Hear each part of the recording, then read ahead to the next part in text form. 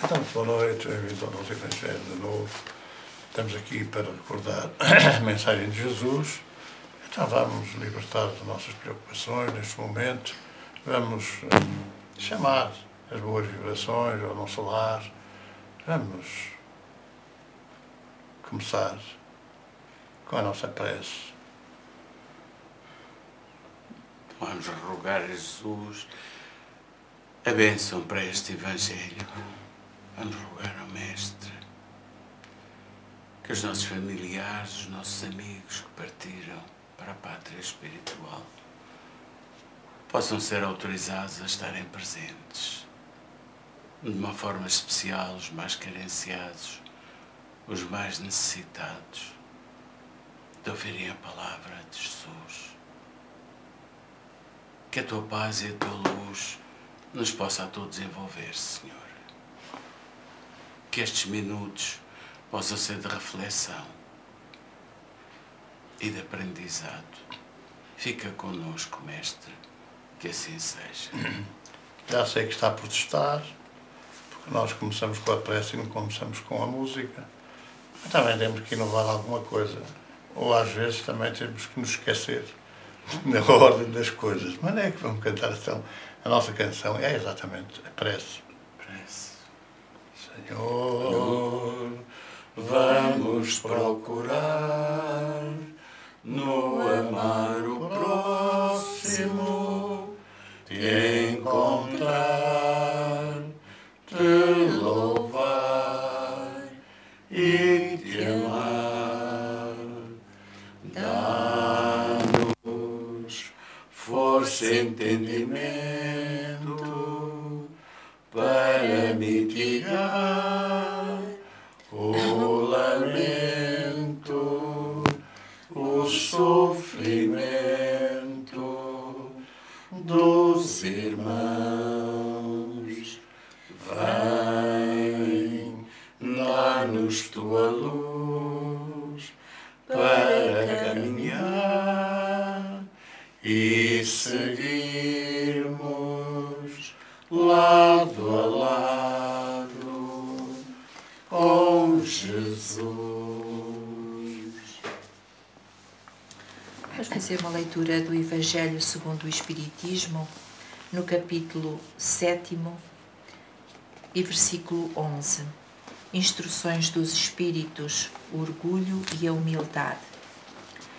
Que a paz do Senhor esteja convosco, meus queridos amigos. Venho até vós para vos encorajar a seguir o bom caminho. Aos pobres espíritos que outrora habitaram a terra, Deus concede a missão de vos vir esclarecer. Bendito seja pela graça que nos dá, por podermos ajudar o vosso aperfeiçoamento. Que o Santo Espírito me ilumine, me ajude a tornar compreensível a minha palavra e me conceda a graça de a pôr ao alcance de todos. Todos vós encarnados, que estáis pensando e procurais a luz, que a vontade de Deus me permita fazê-la brilhar aos vossos olhos. A humildade é uma virtude bem esquecida entre vós. Os grandes exemplos que vos foram dados são bem pouco seguidos e, contudo, sem humildade, podeis ser caridosos para o vosso próximo?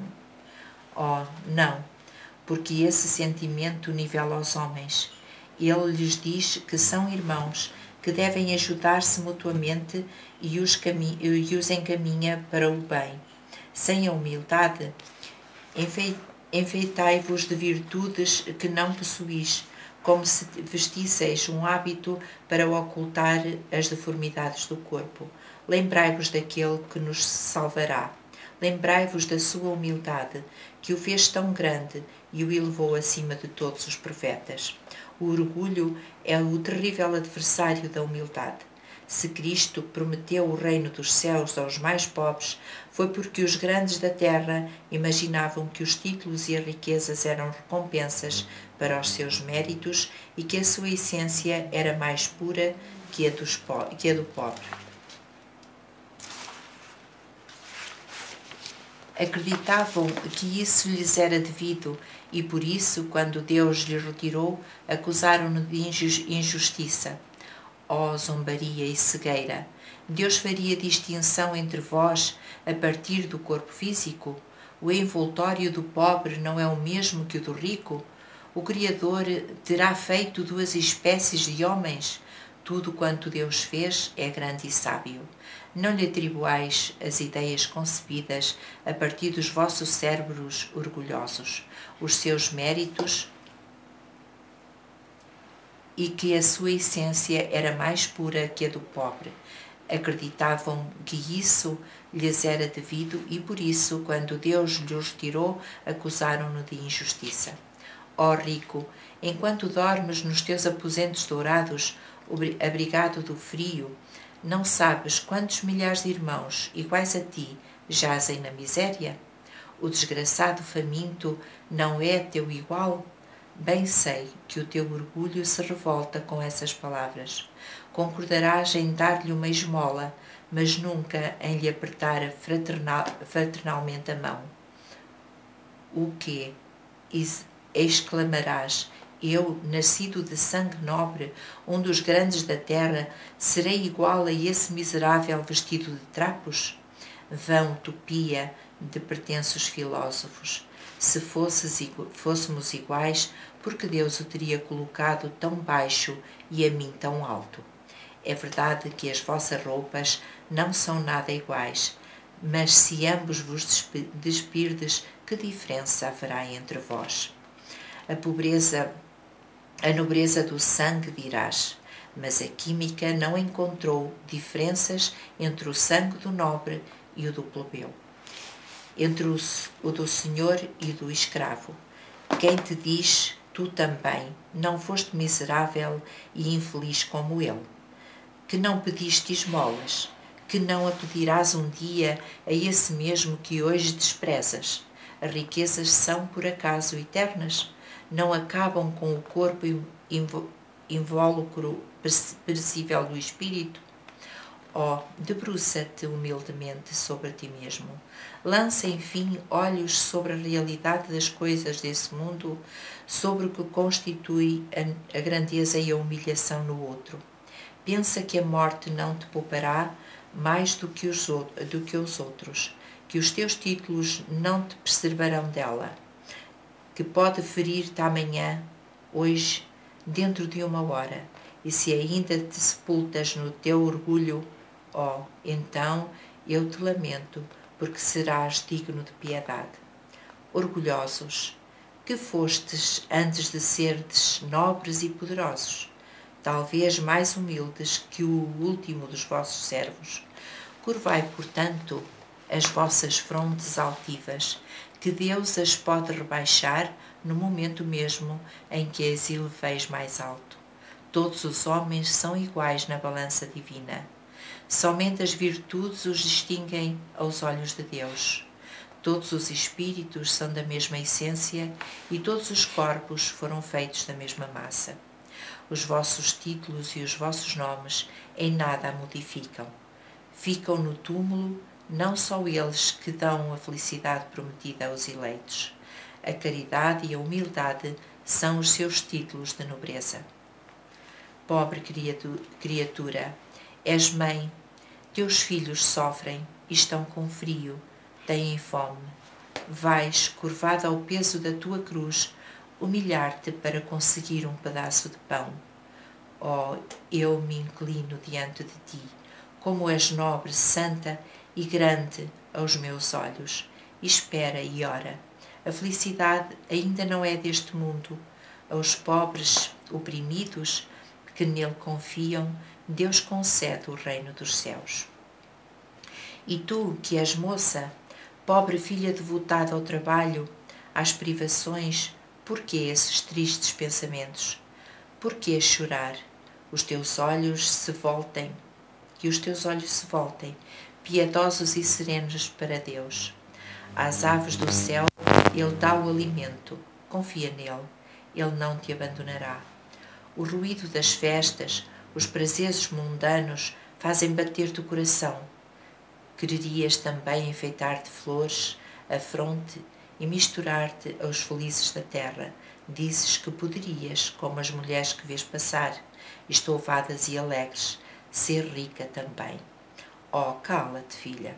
Se soubesses quantas lágrimas e dores sem conta se ocultam sob esses vestidos bordados, quantos suspiros se asfixiam sob o ruído dessa orquestra feliz, preferirias o teu humilde retiro e a tua pobreza. Conserva-te pura aos olhos de Deus, se não queres que o teu anjo da guarda volte para ele, escondendo o rosto sob as asas brancas e te deixe com os teus remorsos, sem guia, sem apoio neste mundo em que estarias perdida, esperando a punição no outro. E todos vós que sofreis as injustiças dos homens, sede indulgentes com as faltas dos vossos irmãos, lembrando que vós mesmos não estáis sem mancha. Isso é caridade, mas é também humildade. Se sofreis pelas calúnias, curvai a fronte diante da prova. Que vos importam as calúnias do mundo? Se a vossa conduta é pura, Deus não pode recompensar-vos? Suportar corajosamente as humilhações dos homens é ser humilde e reconhecer que só Deus é grande e poderoso. Ó Deus, ó meu Deus, será preciso que Cristo volte uma segunda vez a esta terra para ensinar os homens as tuas leis que eles esquecem? Deverá ainda expulsar os vendilhões do templo que maculam a tua casa, que não é senão um lugar de oração? E quem sabe, ó homens, se Deus vos concedesse essa graça, não o renegaríeis de novo como outrora. Não o acusarias de blasfemo por vir abater o orgulho dos fariseus modernos. Talvez mesmo não o farias seguir de novo o caminho do Gólgota. Quando Moisés subiu ao monte Sinai para receber os mandamentos da lei de Deus, o povo de Israel, entregue a si mesmo, abandonou o verdadeiro Deus. Homens e mulheres entregaram o seu ouro e as suas joias para a fabricação de um ídolo que adoraram. Homens civilizados, fazei como eles. O Cristo deixou-vos a sua doutrina, deu-vos o exemplo de todas as virtudes, e vós abandonastes exemplos e preceitos. Cada um de vós, carregando as suas paixões, fizeram um Deus de acordo com as vossas conveniências, para uns terrível e sanguinário, para outros indiferente aos interesses do mundo. O Deus que fizestes é ainda o bezerro de ouro, que cada qual adapta aos seus gostos e às suas ideias. Despertai, meus irmãos, meus amigos, que a voz dos Espíritos vos toque o coração. Sede generosos e caridosos, sem ostentação. O mesmo é dizer, fazei o bem com humildade. Que cada um vá demolindo, a pouco e pouco, os altares que levastes ao orgulho. Numa palavra, sede verdadeiros cristãos e atingireis o reino da verdade. Não duvideis mais da bondade de Deus, agora que Ele vos envia tantas provas. Vimos preparar os caminhos para o cumprimento das profecias. Quando o Senhor vos der uma manifestação mais brilhante da sua clemência, que o enviado celeste vos encontre reunidos numa grande família. Que os vossos corações, brandos e humildes, sejam dignos de receber a palavra divina que Ele virá trazer-vos. Que o eleito não encontre no seu caminho senão as palmas depositadas pelo vosso retorno ao bem, à caridade, à fraternidade, e então o vosso mundo tornar-se-á um paraíso terreno. Mas se permanecerdes insensíveis à voz dos Espíritos, enviados para purificar e renovar a vossa sociedade civilizada, rica em conhecimentos e não obstante tão pobre de bons sentimentos, nada mais nos restará do que chorar e gemer pela vossa sorte. Mas não, assim não acontecerá. Voltai-vos para Deus, vosso Pai, e então todos nós, que trabalhamos para o cumprimento da sua vontade, entoaremos o cântico de ação de graças para agradecer ao Senhor pela sua inesgotável bondade e para o glorificar por todos os séculos. Assim seja. Lacordaire, Constantino, 1863. A mensagem desta semana tem como título Olha para o que eu faço. É da nossa benfeitora espiritual Maria Teresa Magalhães, vem no livro Caminhando com Jesus e tem psicografia de Arnaldo Costeira. Mas eu não fiz nada de mal. É uma exclamação frequente, muito por virtude de termos ao longo dos tempos descansado à sombra do pecado que não deveríamos praticar. De verdade está certo. Foi assim que, na sequência da recepção das tábuas da lei, Moisés ensinou o seu povo não fazer aos outros o que não se quer que nos façam. E assim aconteceu durante mais de 1500 anos, em que os judeus, crentes num Deus único, sob pena de castigos eternos, evitavam fazer o mal aos outros com medo do castigo divino. Por isso é que na rotina das práticas religiosas impôs a vida de Jesus não só para confirmar a lei, mas para a esclarecer e desenvolver, ensinando que devemos principalmente fazer aos outros o que gostaríamos que os outros nos fizessem. Foi assim que ao longo dos tempos, e lamentavelmente ainda hoje ocorre, os dirigentes religiosos tiveram e têm 2 pesos e 2 medidas, apontando as condenações aos seus seguidores se não lhes obedecerem, mas colocando-se à margem da lei, não fazendo conforme aconselham.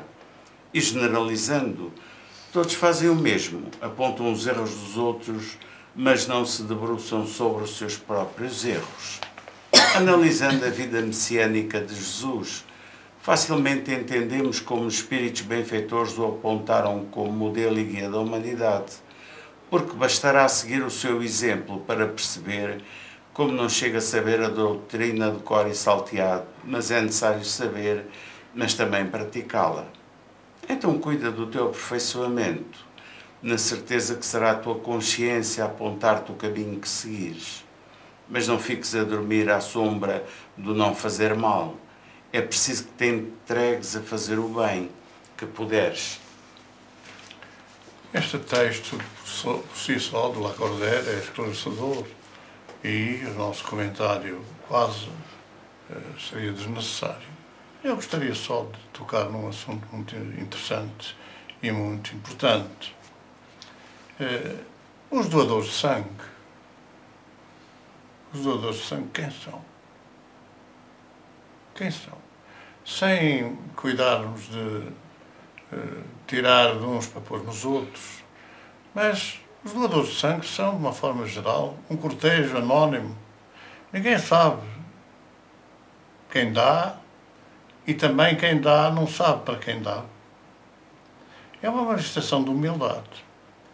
E talvez pudéssemos perguntar se soubesse qual era o autor da doação de sangue e se esse autor, esse dador, fosse humilde, e há tantos, fosse miserável, e há tantos, se o rico, ou se o poderoso, ou se aquele que tem dezenas de carros para servir, e só pode servir-se de um de cada vez, e até com um chofer, se aqueles que são poderosos em dinheiro, em bens materiais, se eu soubesse que o sangue doado era de um miserável, recusaria a salvação do seu corpo físico? Será que recusaria? Por outro lado, quantos dos poderosos da terra se prestam a deitar-se numa cama igual a todas as outras e doar o sangue para quem precisar. Quantos? Quando Jesus dizia que é mais difícil um rico entrar no reino dos céus com o camelo no buraco de uma agulha, ele não fazia distinção entre os ricos. Entre os ricos. Como também há muitos irmãos em sofrimento, em desespero, em angústia, deitados num leito, sem visitas. Quantos serão capazes de se deslocar para baixo, de ir aos tugúrios, de ir aos sítios do sofrimento, para dar uma palavra de carinho, uma palavra de esperança? E quantos aqueles que têm alegria no coração e têm capacidade de se doarem? Quantos mantêm amorfos, sem qualquer atividade, sem irem ao encontro do sofrimento? Quantos? São reflexões que a gente deve manter. E não nos podemos esquecer, quando seja quem for, num hospital público ou num hospital privado, numa clínica mais poderosa do mundo ou mais rica, pagando fortunas para passar uns dias no sossego, tratado por bons médicos, mas quantos desses sabem quem é que lhe doou o sangue que às vezes salva as suas vidas? É necessário que nós reflitamos. É uma doação inacreditável, que não tem qualquer preço. Apesar de alguns dizerem que quem doa sangue também às vezes recebe. Não podemos pronunciar-nos sobre isso.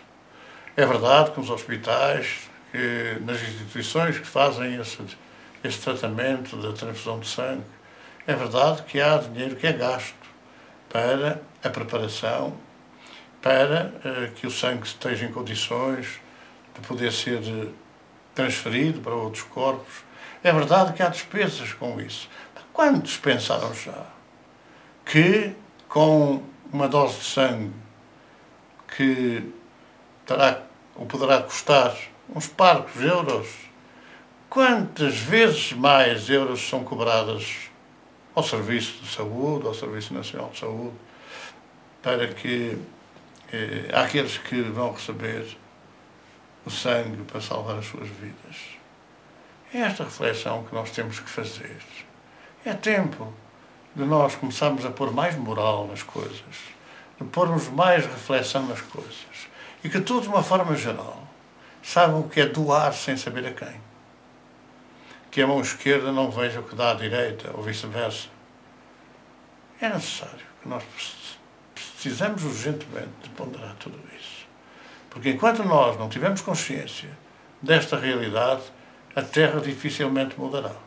E, naturalmente, quando não muda pelo amor, que é essa consciencialização daquilo que se passa à nossa volta, a dor estará arrasadora. Estará-se aproximando cada vez mais, ou está-se-á aproximando cada vez mais de nós. E na hora da verdade, teremos força, teremos capacidade para suportar. É a nossa reflexão. Então, uma vez que a nossa reflexão também deve estar junto dos humildes, conforme a mensagem do Evangelho de hoje, de Lacordaire, nos refere, quantos estarão desesperados neste momento? Quantos estarão passando um frio terrível? Quantos estarão perdendo a vida? Quantos estarão desesperados por não ter dado de comer aos seus filhos? E vamos pensar nessas famílias desestruturadas, nessas famílias onde campeia a violência, tantas vezes violência provocada por um envolvimento espiritual inferior. Vamos pensar neles e dizer: Senhor,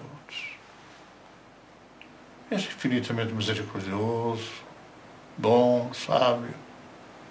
Certamente que ninguém sofre por acaso. Certamente que o sofrimento era, a maior parte das vezes, um despertador para as nossas vidas. Mas hoje, Senhor, se for possível, que as tuas falanges levem a nós as nossas vibrações de amor, nossas vibrações de fraternidade, e possam aliviar um pouco as dores desses irmãos, dessas famílias, dessas crianças, que realmente tantas vezes embocam em criminosos porque não tiveram ninguém que os orientasse desde pequeninos em direção aos teus ensinamentos. Então, Senhor, esta noite, que haja algum alívio para todos esses irmãos.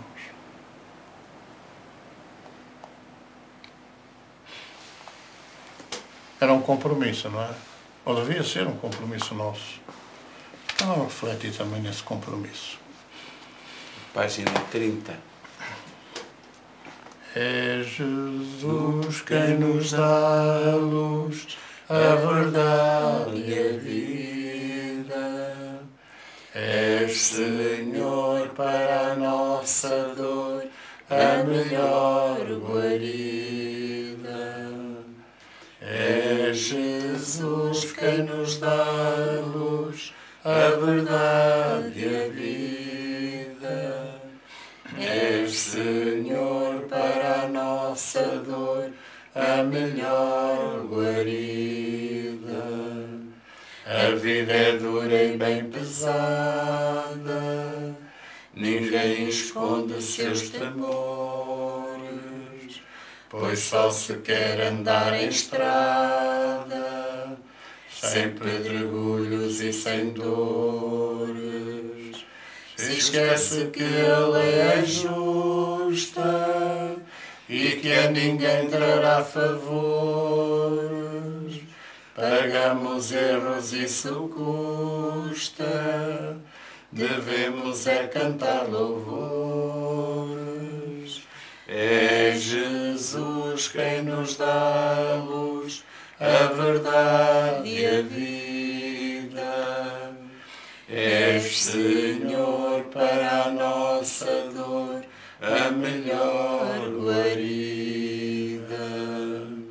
É Jesus quem nos dá a luz, a verdade e a vida. És, Senhor, para a nossa dor, a melhor guarida. Nós te pedimos, ó Senhor, pelos que sofrem frio e fome, e todos quantos sentem dor, por dores que já não têm nome. Pedimos pelos sós do mundo, que não vivem na auxiliar. Dá-lhes a paz e amor profundo, e força para fugir do mal.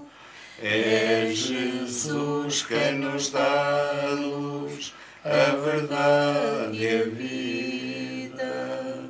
És, Senhor, para a nossa dor, a melhor guarida.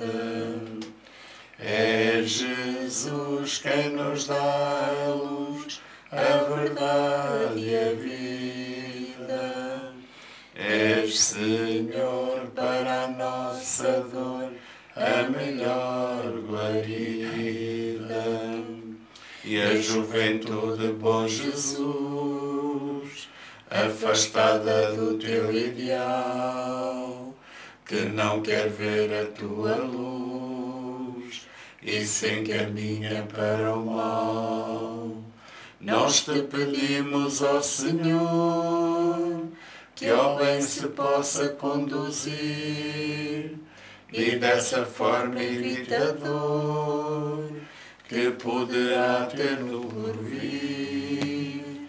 É Jesus quem nos dá a luz, a verdade e a vida. És, Senhor, para a nossa dor, a melhor guarida. É Jesus quem nos dá a luz, a verdade e a vida. És, Senhor, para a nossa dor, a melhor guarida.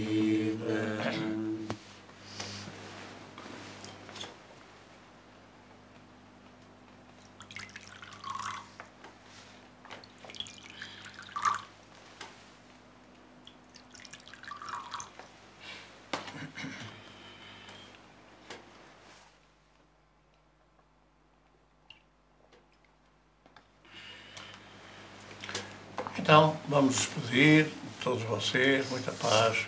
Que Deus continue a abençoar o vosso lar, o nosso lar. E marcamos presença para a próxima semana de novo aqui convosco.